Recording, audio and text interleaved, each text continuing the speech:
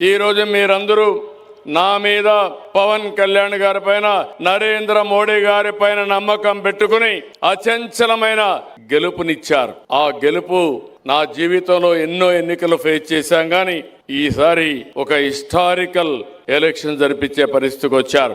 అదే సమయంలో ఈ ప్రభుత్వం పైన మీరు ఎన్నో ఆశలు పెట్టుకున్నారు. మీ జీవితాల్లో వెలుగు తేవాలనుకున్నారు. అందుకే నేను హామీ ఇస్తున్నా, భవిష్యత్తులో ఇంకా కష్టపడతాం. ఈ రోజు మహాశివరాత్రి, శివుణ్ణి కూడా నేను ఒకటే సంకల్పం అడిగాను.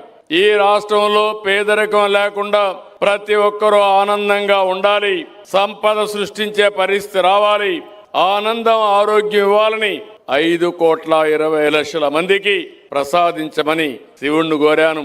అదే సమయంలో భారతదేశం మంచి దేశంగా, సుసంపన్నమైన దేశంగా ఉండేట్టుగా ఆశీర్వదించమని కోరాను. దీనికంటే నాకేం కోరికలు లేవు. మీ ఆశీస్సులున్నాయి, భగవంతుడి ఆజ్ఞ ఉంది.